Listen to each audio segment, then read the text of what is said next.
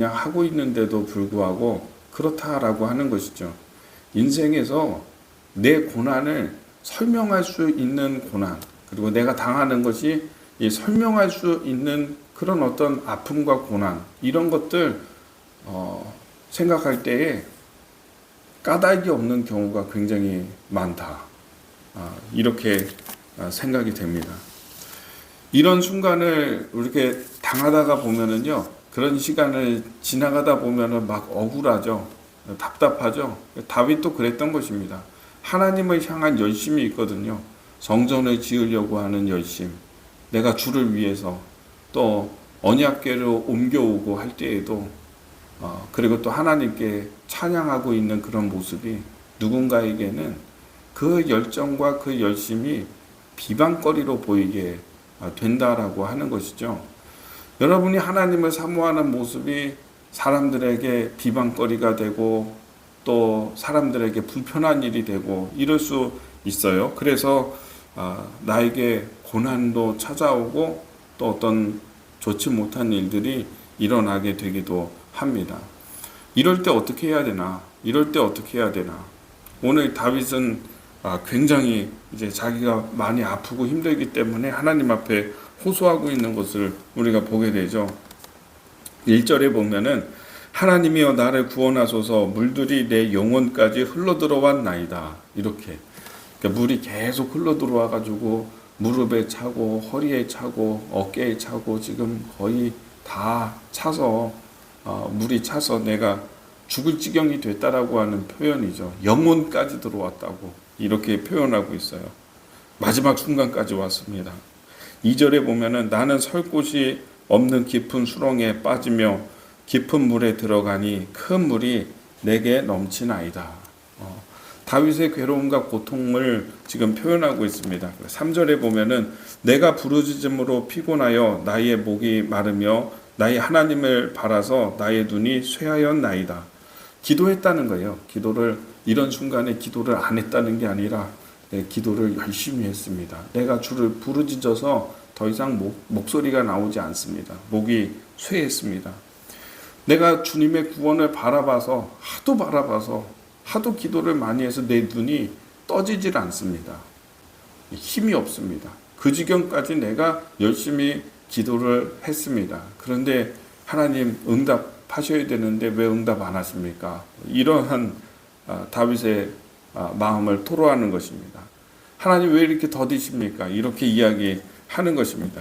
4절에 까닭 없이 나를 미워하는 자가 나의 머리털보다 많고 부당하게 나의 원수되어 나를 끊으려 하는 자가 강하였으니 내가 빼앗지 아니한 것도 물어주게 되었나이다. 사람이요 한번 이렇게 몰리잖아요. 어떤 사람이 공통체의 특징이에요. 한 사람이 몰리면은 이런 현상이 일어나요. 하지도 않은 것 가지고 했다라고 하고 봤다라고 하고 이런 사람들 나타나고 하거든요.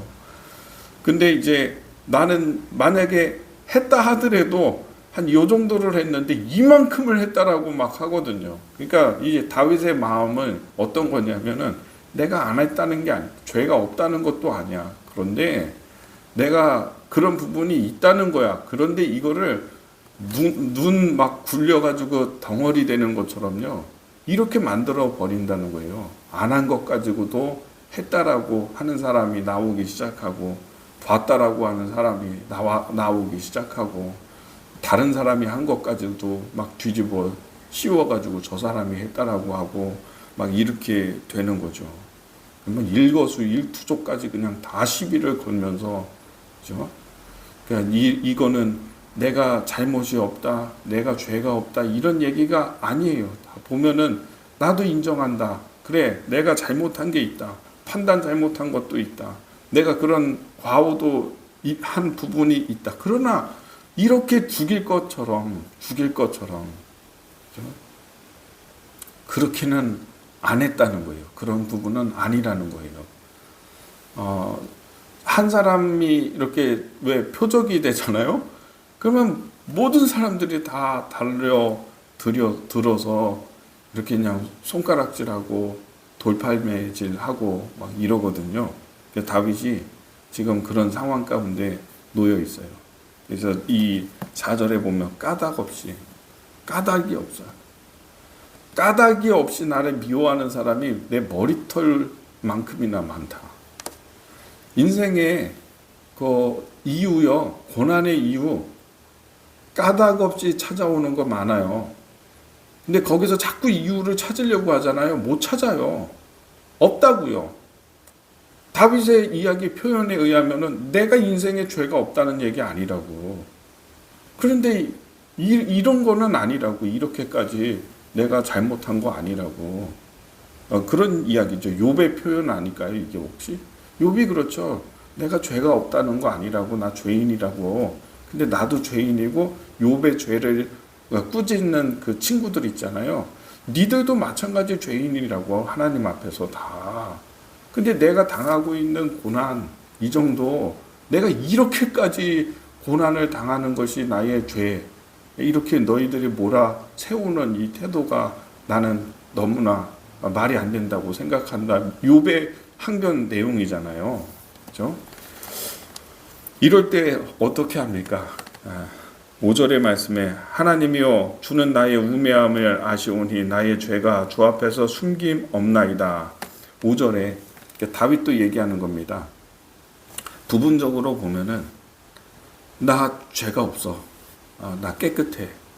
얘기할 수 있지만은 크게 하나님 앞에 나와서 보면은 넓게 이 전체를 다 해서 하나님 앞에 내가 섰을 때에는 이때에 내 죄를 하나님 앞에 숨길 수가 없나이다라고 고백을 하는 것입니다.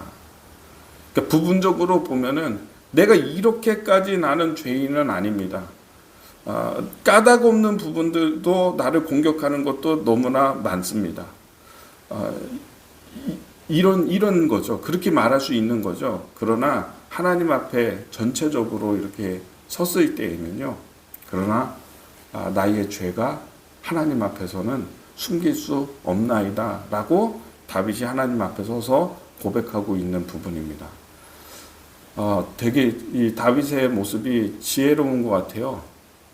그렇게 접근할 필요가 있는 것 같아요. 이런 부분은 나는 죄 없다. 이 부분에 대해서는 죄가 있다 할지라도 그것으로 나에게 돌을 던질 정도로 너희들이 그렇게 다 몰아가서 나에게 다 뒤집어 씌워가지고 이렇게 할 일은 아니다 라고 얘기하는 거예요. 그렇게 생각하는 거예요, 다윗이. 그러나 나는 하나님 앞에 섰을 때 그 작은 것도 하나님 앞에서 죄가 되는 것을 알고 있고, 그리고 나는 하나님 앞에 죄인입니다 라고 나가고 있는 다윗의 모습이죠. 이럴 때 어떻게 해야 돼요? 이럴 때 다윗을 통해서 우리가 좀 깨닫는 것은요, 16절의 말씀을 좀 보겠습니다. 16절에 여호와여 주의 인자하심이 선하시오니 내게 응답하시며 주의 많은 긍휼을 따라 내게 돌이키소서. 이렇게 다윗은요, 하나님의 선하심, 하나님의 신실하심, 하나님의 인자하심, 긍휼하심, 하나님의 성품을 바라보면서요 나가는 거예요. 그냥 이럴 때 뭐 하는 게 아니에요. 이럴 때 다윗이 뭐 할 수 있는 게 없어요. 그리고 우리도 그럴 때 어떻게 하겠어요? 못 하는 거예요. 망하게 될 때 그냥 잘 망하는 것도 그거 필요한 겁니다. 막 나서서 나도 똑같이 이런 자리에서 사실은 내가 한 게 아니라 저 사람이 한 거야, 다른 사람에게 뒤집어 씌우고 나오나? 거기서 못 하잖아요. 막 그냥 같이 똑같이 해가지고 비난하고 하면서 삿대질하고 하면서 싸우면서 나도 나와야 되는데, 비겁하게 또 다른 사람들한테 책임 전가하고 막 이러면서 나도 그런 상황 가운데서 나와야 되거든요. 그렇게 똑같이 해서. 그러면 나올 수 있을지 모르겠어요. 나도 악하게 해서 너 나한테 이렇게 했어? 내가 5배로 갚아줄 거야 막 하면서 사람에게 협박하고 막 이렇게 세게 또 나가면은 그 비난의 화살이 좀 이렇게 덜해질 수도 있을지 몰라요. 이렇게 할 수 있나요? 대부분 믿음의 사람들, 선한 사람들이 그렇게 못해. 똑같은 상황 가운데에서 그럼 나도 잘못이 있고 저 사람도 잘못이 있는데 그래 그러면 사실은 내 잘못이 아니라 저 사람 잘못이고 하면 나도 막 손가락질의 대상을 바꾸는 거죠. 목표를 막 바꾸는 거지 저 사람으로. 그렇게 하면서 나오면 나올 수도 있겠지. 그렇게 하나? 그렇게 할 수 있나? 믿음의 사람들이 대부분 못해. 착해가지고 보면 목사님들이 이런 경험 많이 하는 것 같아요. 말이 있지만 입이 있지만은요 할 수 있는 말이 있지만 못하는 거라고. 그렇다고 내 성도들을 내가 비난할까? 성도들을 나도 막 그렇게 할까? 못하죠. 그러니까 대부분은 그렇게 못하니까 어떻게 합니까? 해야 되는 게 다윗이 지금 하나님의 성품을 호소하면서 하나님의 인자하심과 선하심과 하나님의 일하심과 그분의 성품을 묵상하면서 그때 그냥 보내는 거예요. 그러는 거예요. 까닭 없는 일이 많아요. 까닭 없는 고난도 있고 내가 뭐 까닭이 있다고 한다면 이 일을 뭐 당하는 일이나 이런 고난이나 이게 까닭이 있다라고 한다면은 어쩔 수 없겠지만 그런 게 아니잖아 이게. 그러면은 그냥 무릎 꿇고 하나님 앞에 무릎 꿇고 그 시간이 어느 정도가 될지는 모르겠지만 다윗과 같이 그렇게 보내는 거예요. 하나님의 성품을 묵상하면서 독생자 예수님을 주시는 하나님, 인간을 사랑하시고 나를 사랑하셔서 예수님을 이 땅에 보내주시고 그 예수님이 십자가에서 못 박혀 죽으시고 피 흘리시고 모든 희생을 치르신 예수님, 그분을 묵상하는 거죠. 그분도 그러셨어요. 그분도 까닭 없이 정죄를 받았고요. 이유 없이 돌팔매를 당하고요. 뺨을 맞고요. 하나님의 아들이 피를 흘리고 침뱉음을 당하고 그분이 그렇게 또 그분이 그러셨잖아요. 당하셨잖아요. 그분을 묵상하면서 그 하나님의 아들을 주시는 하나님의 사랑을 그 성품을 우리가 묵상하면서 그냥 그 시간을 지나가는 거예요. 보내는 거예요. 아들을 주시는 하나님의 사랑, 공급하시는 아들 주시는데 또 그 하나님이 나에게 모든 좋은 것으로 주시고 갚아주시고 은혜 주시는 것을 바라보면서 보내는 거죠. 바위가 이렇게 있거든요. 큰 바위를 깰 때 석공들이 방법이 그렇대요. 지금도 이 방법을 쓴대요. 뭐 화약이나 폭탄이나 이런 거 쓰지 않고 바위가 큰 바위가 있으면 그걸 깨가지고 조각을 해야 되잖아요. 먼저는 그걸 깨야 되잖아요. 방법이 망치와 정으로 구멍 이렇게 하나 만든대요. 요만한 구멍. 그리고 참나무로 만든 쐐기를 가지고 그 구멍에다가 막 망치로 때리는 거죠. 들어가게. 만큼 들어가게. 그러고 난 다음에 그냥 그 구멍에다가 물을 붓는데요. 그러면 참나무 쐐기가 그 물을 흡수해가지고 부풀어 오르겠죠. 그래서 거기에서 장력이 생기니까 이게 틈이 조금 벌어지겠죠. 그러면 그 다음날 가가지고 또 그거 박는 거예요. 또 거기다가 또 물 부어놓고 이렇게 계속 하는 거예요. 그럼 며칠 하다가 보면 어느 순간에 바위가 쫙 갈라진다는 거죠. 여러분 억울할 때, 답답할 때, 힘들 때, 까닭 없이 고난을 당할 때, 이 고난의 이유도 나는 모르겠다 진짜. 이럴 때 다윗과 같이 하나님께 믿음 심어놓고 하나님 바라보고 버티는 거예요. 그냥 물 부어놓고 버티는 거예요. 주님의 성품을 묵상하면서 그냥 사는 거예요. 그렇게 그러다가 하나님의 구원하심이 있고요. 하나님의 일하심이 찾아오는 거예요. 나를 건지시는 하나님, 나에게 은혜 주시는 하나님, 회복시키시는 하나님을 만나는 거죠.